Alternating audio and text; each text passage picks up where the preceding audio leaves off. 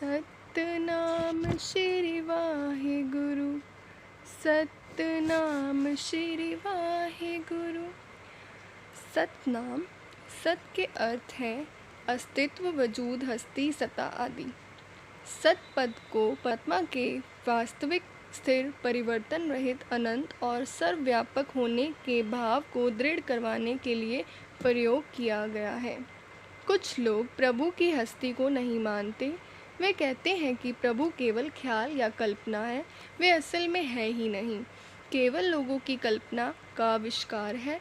वे दलील देते हैं कि इंसान में अनेक कमजोरियां हैं। लोगों ने उन सभी कमजोरियों से रहित अवस्था का नाम प्रभु रख दिया है। इसके विपरीत गुरु साहिब जी ने प्रभु को सिर्फ एक शक्ति ही नहीं बल्कि सत्ता या वजूद कहकर भी स्वीकार किया है। जपजी साहिब के शुरू में ही गुरु साहिब कहते हैं, आज सच जुगाद सच है भी सच, नानक होसी भी सच।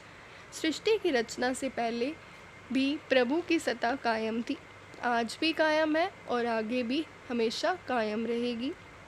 उसके अलावा कुछ भी ऐसा नहीं है जो सदा था, सदा से है और सदा रहेगा। परमात्मा ने अपनी और अपने नाम की रचना की और फिर उस नाम के द्वारा कुदरत की रचना की।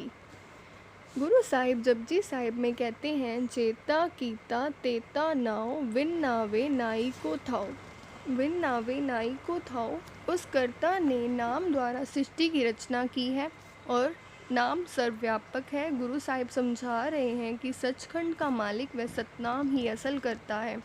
वह एकोम अलग अगाम और अनामी है। वह रंग रूप से न्यारा है, वह निराकार है। वह सचखंड के स्वामी और रचयिता के रूप में सतनाम कहलाता है। सचखंड में आत्मा को जिस रूप में परमात्मा के दर्शन होते हैं उसको सतनाम कहा गया है। उसको इसलिए भी सतनाम कहा गया है क्योंकि वह भी सत्य है और उसका नाम भी सत्य है। सतनाम, परमात्मा सच है और वह नामी है।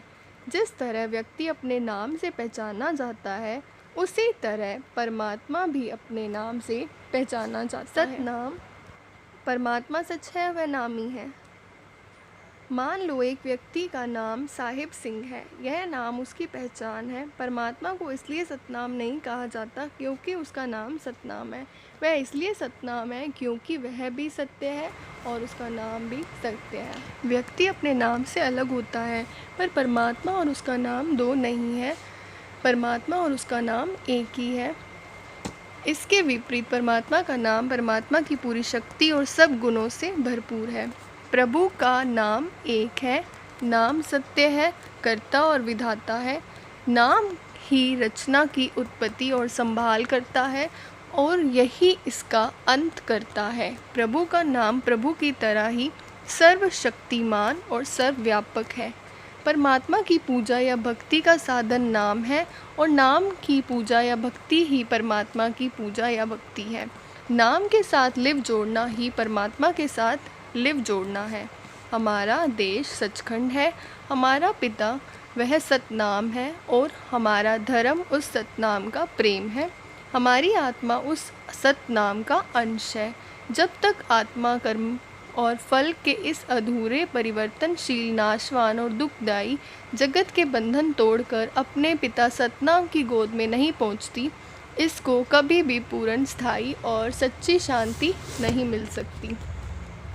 जीवात्मा में अपने देश वापस पहुंचने का सामर्थ्य है और इसके पिता ने इस पर उपार दया करके इसके निज घर पहुंचने का साधन इसके अंदर रखा हुआ है।